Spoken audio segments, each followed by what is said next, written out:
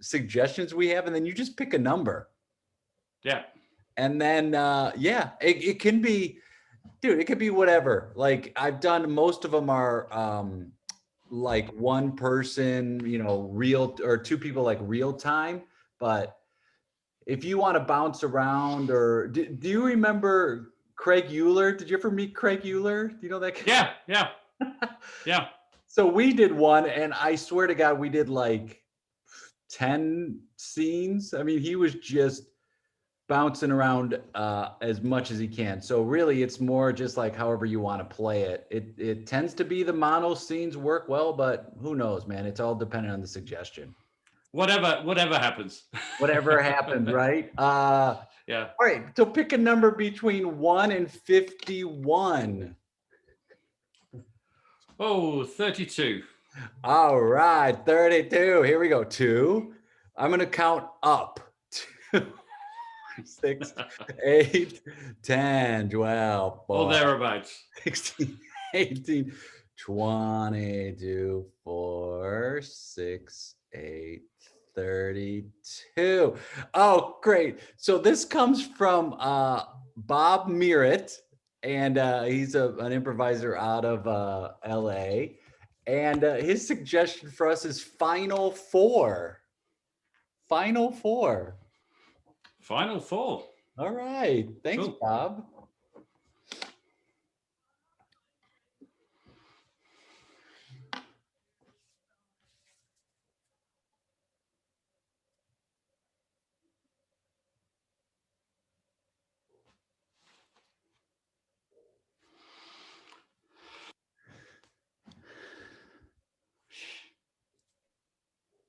Who'd have thought it? I was just about to say the same thing. Not me, man. This is, I mean, to come down to this. Yeah. You can't write a script like this. Not, but the both of us as well. Yeah, the both of us. I mean, may the best man win, right? I mean, that still applies. May the best man. It still applies, but yeah, I've been dreaming of this for, I don't know, the last 15 years. And I just got into it. So if anybody's going to win, like if there was a script being written, that you would definitely win. That would be like, that's a no-brainer. That's the payoff everyone wants to see. But you've just got into it, and you've grown so quickly. Yeah. In those 6 months. I mean, yeah. How can you do this?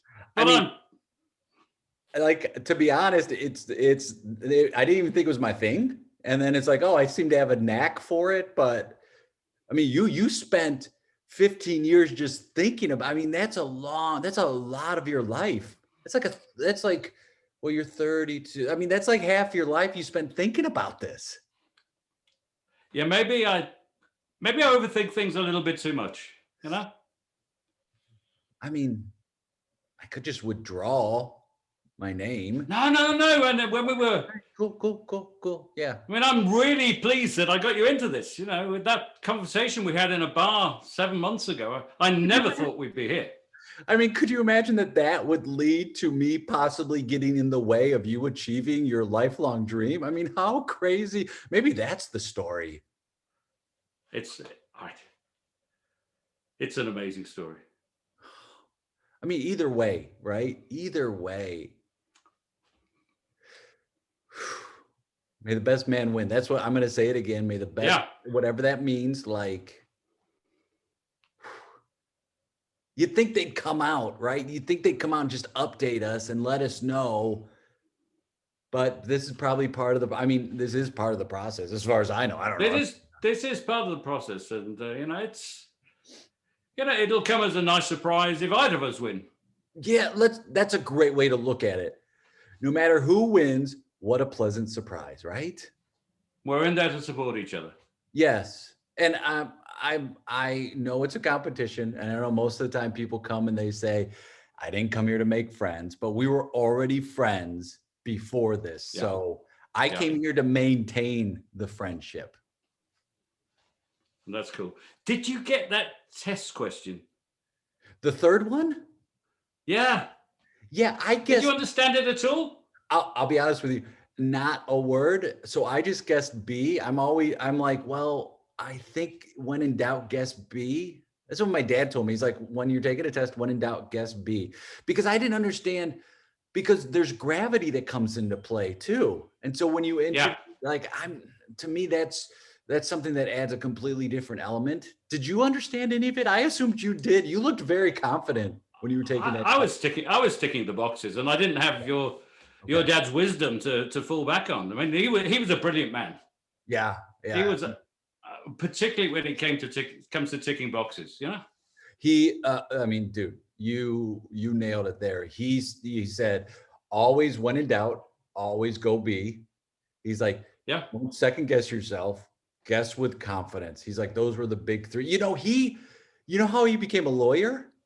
He did not study for the exam at all. He just went in when he saw a sign that said they were offering the exam. He went in, he took the exam. First time he passed it because of that. He when in doubt, he guessed B. He said, yeah, it was like logic, it's all like common sense stuff. And he was confident. Wow. Yeah. Yeah, I think this is why it's taken me 15 years to get here, because I think too much about these things. I don't have that little trick. No, And, I would rather leave it blank than guess. right. See, and that's more an insight into who you are, right? I guess this is more of an insight into who we are. I Yeah, guess I don't care, and maybe that's what's gotten me to this point. And you want to make sure it's right. I'm afraid of making mistakes. Dan, wow, that's a huge insight, my friend. Wow. I Well, think it was my dad. your dad, I mean, your dad was Was very punishing. Wow. Yeah, you really didn't want to get something wrong. Okay. Would you right now retake this test, or like right now, like knowing you have a fear of making mistakes, but you're going to go through and you're going to take it completely different? Or would you want to stay with the test that you just took and not change anything? Wow. Yeah. Wow. You want some But water? then you've got yeah. I got some water. I'm going to get some water. Yeah. What were you going to say? I was going to say that's another decision to make, isn't it? Because, what if I made the wrong decision by changing from my old answers to my new answers with B's? Yeah. What That's the thing. Like, do you have more confidence in that part, that's old you, and old because it like in the past, or with the new you where you're like, I'm going to take it. I'm going to assume the knowledge I have is good enough. And if I make a mistake, I'm not going to care. Like, which one would you do?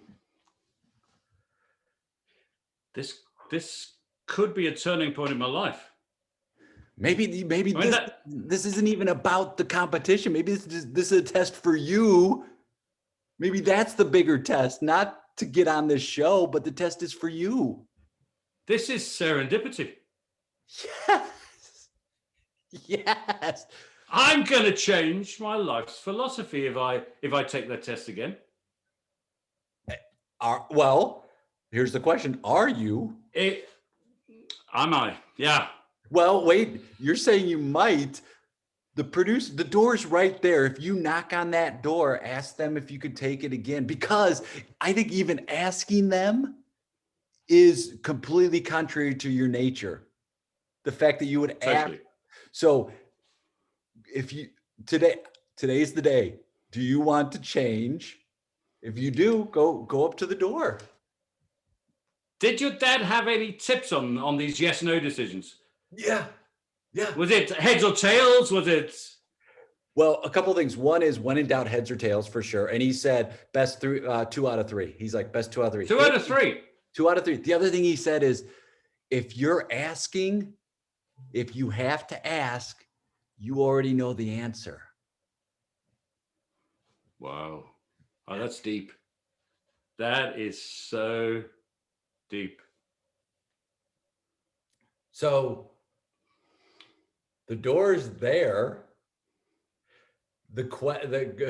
And you know what's the old saying? The journey of a 1,000 miles starts with one step. So That was that Chinese guy, wasn't it? Yeah. yeah. So I guess the question Is the step forwards or backwards? are you comfortable with the way things are in your life, or is like do you want that change and you're willing to do it? And hey, I hope I'm not trying to lead you anywhere. You do you. Like, there are things that I've done because of what my father told me. Didn't always work out, but you got to live your life.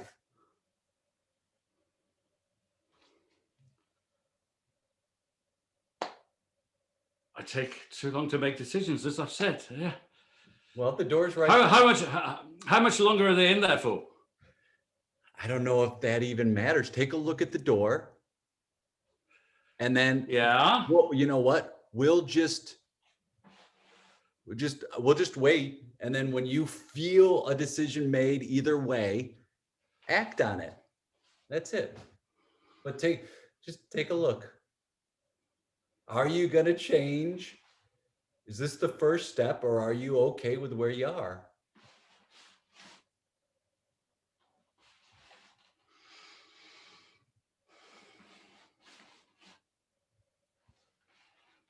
I think I'm going to have another glass of water. Scene. Dude, I miss you very much. I miss your energy. It's so fun playing with you, man. It's such a blast. Did you have any thought about what it might be we were going for? Didn't matter. Me neither. I assumed, like, just because of what came out, I was like, oh, we're probably trying to get on some quiz show. Yeah, or like a job, I mean, yeah, it's what it is. I also am like, oh, I like when the audience tells us what we're waiting for. Yeah, where it's like, I don't like. Well, that was fun. That was fun. It was so fun, and like, it's a situation that, we talked earlier about the virtual thing. It allows us to kind of slow down. And I love doing like 10-minute scenes, because you're like, well, we're not really going anywhere. So let's just sit there, right? It's like, we got nowhere. Nobody's going to edit. Nobody's going to walk in. So then we could sit here and go, I don't know, let's just see what happens and go. Like, I like it. I feel like it's like a lot of moment to moment stuff, which is super fun. Yeah. And it's more about relationships. Yeah. And we talked earlier, it's like, man, there's also tech issues. So whenever there's technology involved, there's going to be issues. So if you're relying on a lot of dialogue, it might get lost.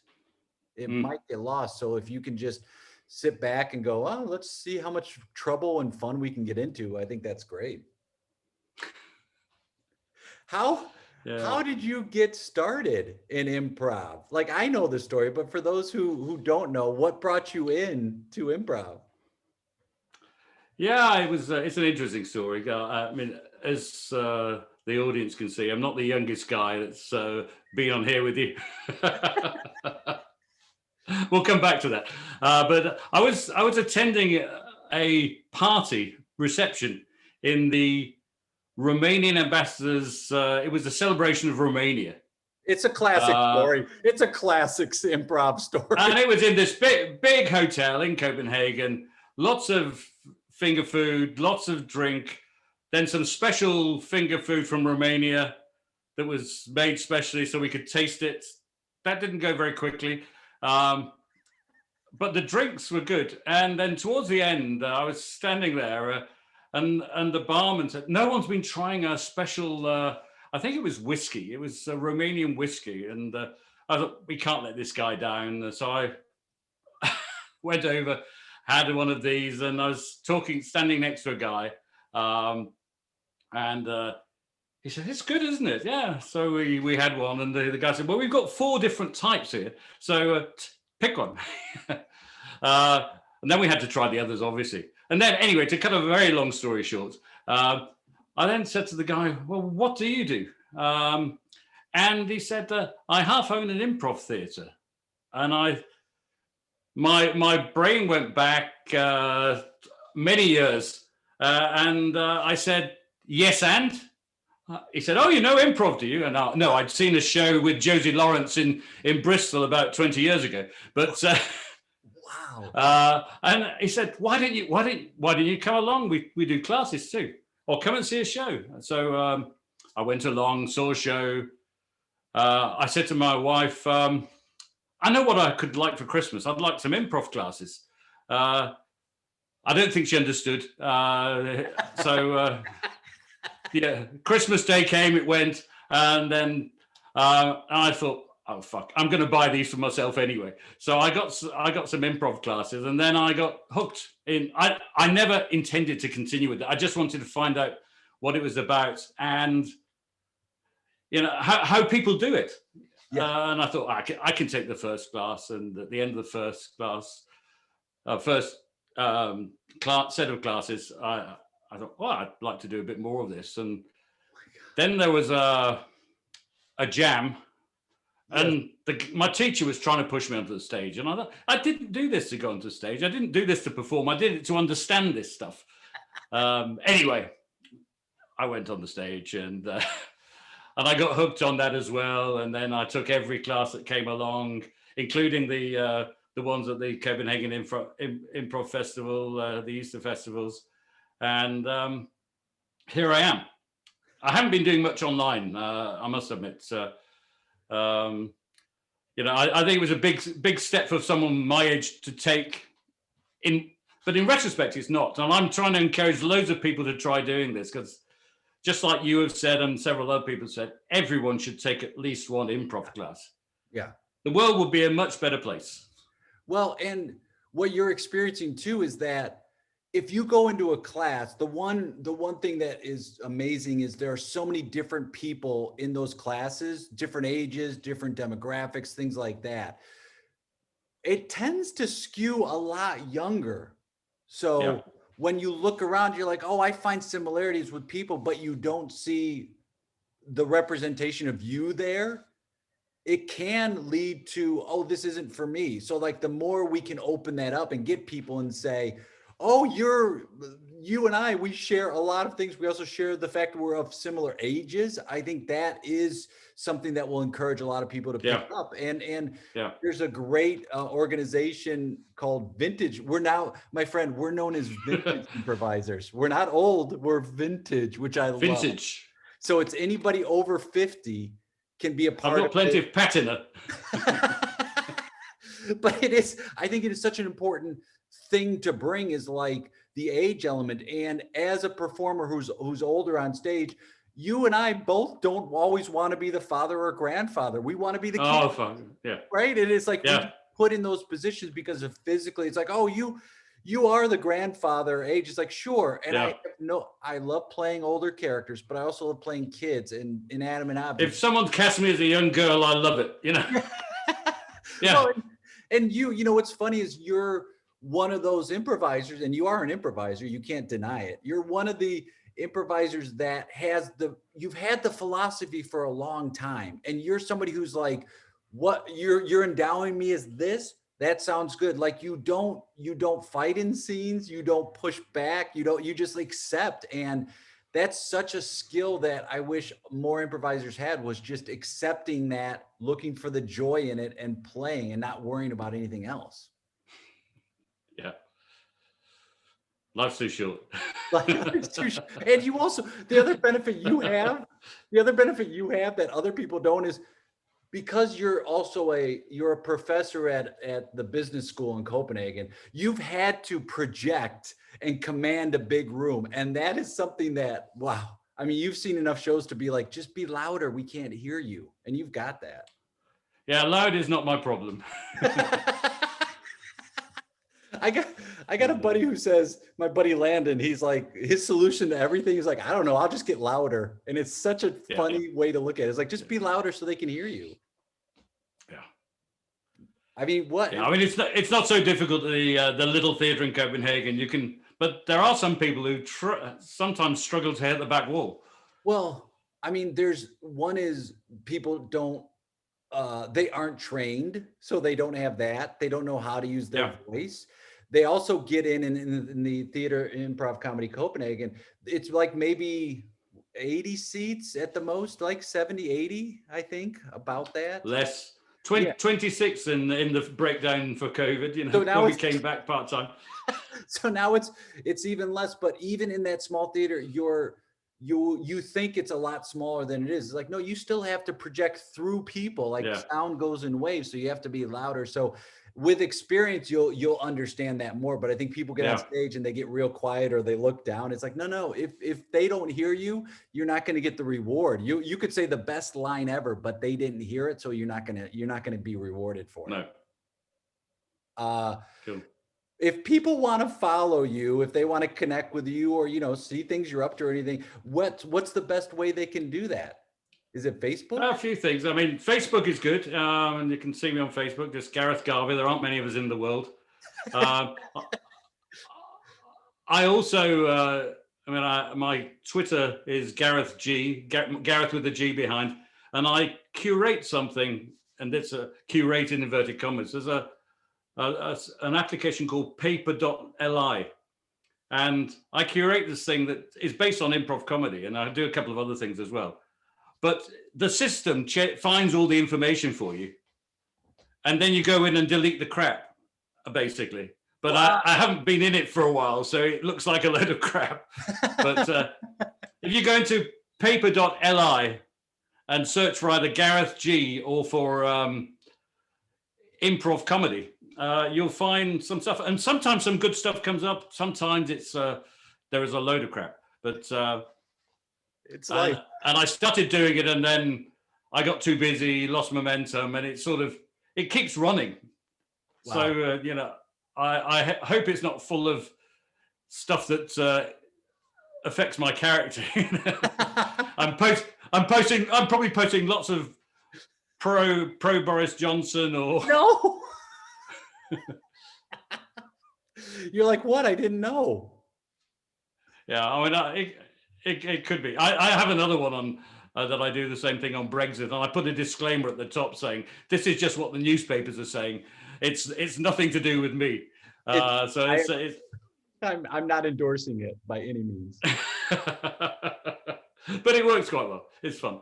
Well, and if people are in Copenhagen, once we opened up again, I'm hanging around the theatre quite a lot. Oh, well, please give my best and my love to your wonderful family. They're just, you've been such a huge influence on me, and I really appreciate it. And whether it's in person, virtual, whatever, I can't wait to play with you again. I can't wait to see you, my friend. Yeah. Well, hopefully we can all start moving around again soon. So fingers crossed. And the summer house is there if you need to use it again. So I will. All right, brother. We'll talk soon. Take care. Great.